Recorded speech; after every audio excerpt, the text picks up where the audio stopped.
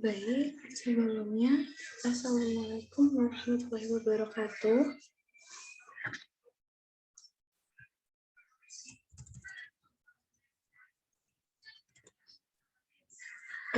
Ini teman-teman semua, Pak. Suaranya kedengaran ya? Suaranya kedengaran atau enggak?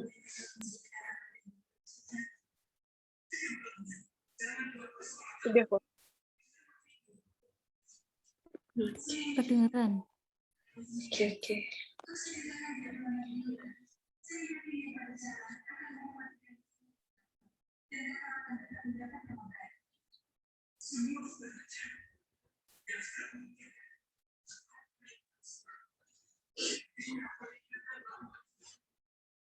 Oke, mungkin ini bisa langsung dimulai aja ya, untuk mempersingkat waktu.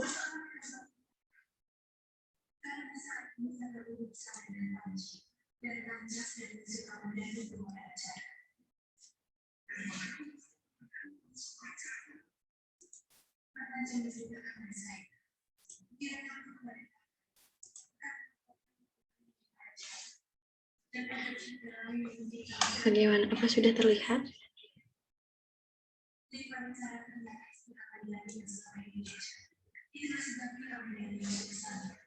Baik, di sini sebelumnya saya mengucapkan terima kasih karena teman-teman di sini sudah bersedia untuk hadir.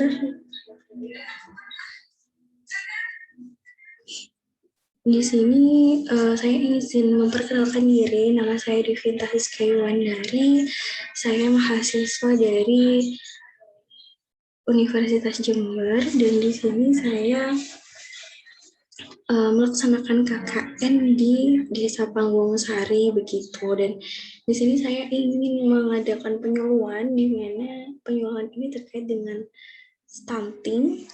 Apakah di sini ada yang sudah tahu apa itu stunting?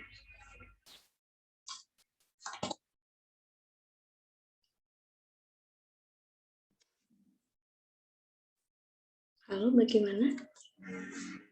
Ada yang sudah tahu bagaimana itu stunting? Apa arti stunting? Pernah dengar Mbak, tapi masih belum tahu maksudnya apa.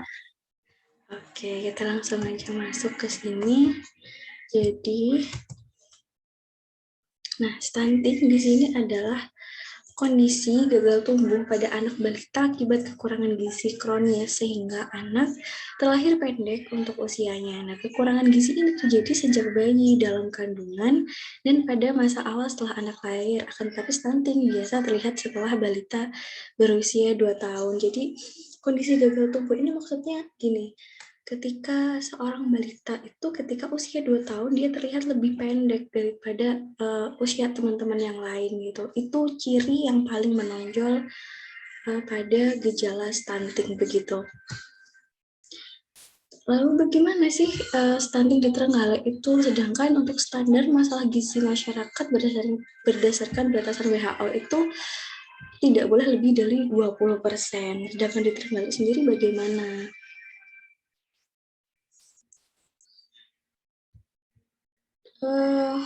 Untuk survei yang sebelumnya saya lakukan itu alhamdulillah untuk di Trenggalek sendiri itu tidak lebih dari 20%. Jadi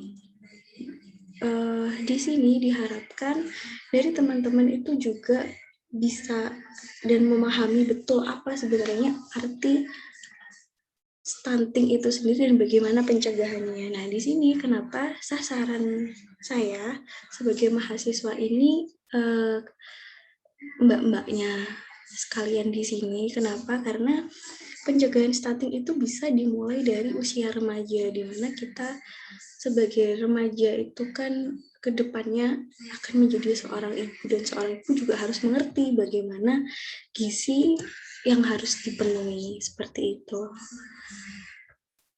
Sebentar ya, masih tidak bisa berjalan untuk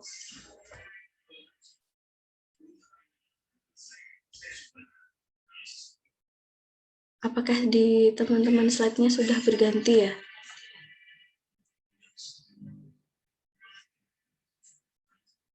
Halo.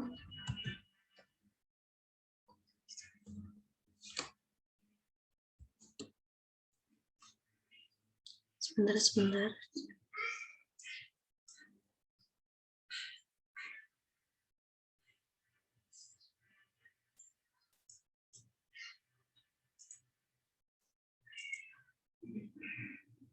Iya, sebelumnya mohon maaf karena di sini ada kendala tidak mau berjalan ya tadi ya. Jadi saya akan coba untuk mengulangi lagi. Apakah bisa di slideshow-kan begitu?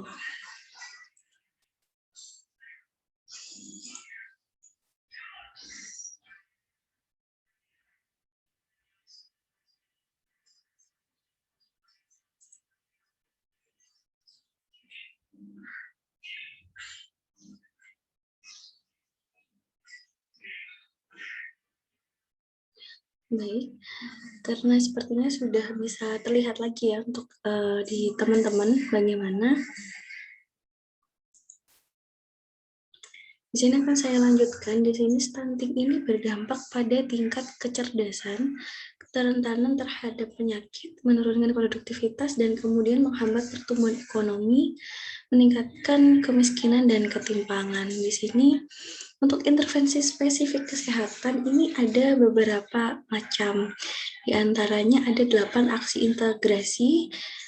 Yang pertama ada analisis situasi, kedua rencana kegiatan, 3 rembuk stunting, keempat peraturan bupati atau wali kota tentang peran desa, kemudian pembinaan KPM, kemudian sistem manajemen data, pengukuran dan publikasi stunting, dan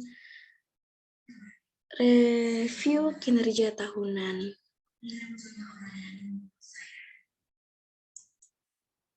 Di sini siapa aja sih yang terlibat sebagai pelaksana dan pembuat kebijakan? Yang pertama itu ada individu, keluarga, dan masyarakat.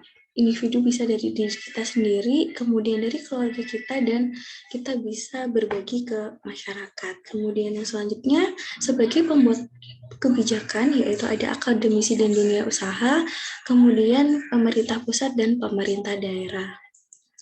Di sini untuk kontribusi terbesar dalam mengatasi stunting sebanyak 70%, ini ada pemantauan pertumbuhan, imunisasi, jaminan kesehatan, dan program Indonesia Sehat. Sedangkan 30% sisanya apa gitu, yaitu bisa dimulai dari diri kita sendiri, yaitu yang pertama bisa meminum TTD atau tablet tambah darah secara rutin, kemudian mengkonsumsi vitamin A, memakan makanan bergizi, memperhatikan kesehatan, memperhatikan kebersihan lingkungan dan jamban, dan olahraga teratur. Dan di sini kenapa kita harus memperhatikan pola gizi yang baik gitu, karena pencegahan stunting itu dimulai dari bagaimana kita bisa memperbaiki gizi buruk begitu. Kemudian untuk kebersihan lingkungan dan jamban di sini, kalau saya survei kemarin itu alhamdulillah untuk di Desa Pangungsari sendiri itu sudah tidak ada yang menggunakan WC umum ataupun membuang hajat di sungai seperti itu. Jadi untuk kebersihan lingkungan ini alhamdulillah bisa dilakukan dengan pembuatan jamban secara kontinu oleh pihak yang bersangkutan seperti itu. Sekian ini untuk penyuluhan saya terkait stunting. Apakah ada yang ingin ditanyakan? Itu silahkan. Ada atau tidak?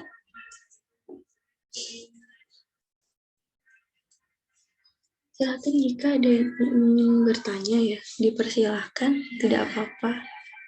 Insya Allah saya bisa menjawab, kalau bisa, insya Allah. Oke, belum ada. Atau yang lain bagaimana? Di sini untuk tambahan saja sebenarnya dalam kebersihan lingkungan itu di sini kita juga bisa dalam pertama mengurangi penggunaan plastik itu juga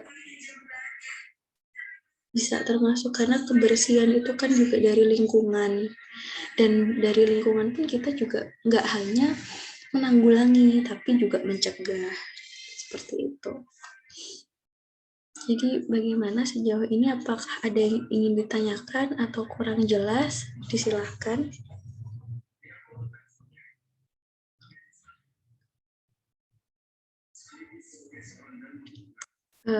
Jika tidak ada, akan saya akhiri ya di sini. Saya sangat berterima kasih atas kontribusinya, kontribusi teman-teman semua di sini sudah bersedia untuk mengikuti penyuluhan saya sebagai mahasiswa KKN begitu. Untuk selanjutnya ini saya rencanakan akan ada penyuluhan selanjutnya terkait kebersihan lingkungan. Apakah di sini teman-teman juga berkenan untuk mengikuti kembali bagaimana pendapatnya atau mungkin bisa menawarkan ke teman yang lain kalau teman-teman di sini berhalangan seperti itu. Baik, kalau begitu langsung saja saya tutup ya. Sekian dari saya. Semoga bermanfaat. Terima kasih. Wassalamualaikum warahmatullahi wabarakatuh. Waalaikumsalam warahmatullahi Waalaikumsalam wabarakatuh. warahmatullahi wabarakatuh. Terima kasih buat teman-teman semua. Di sini langsung saya selesaikan begitu ya. Terima kasih.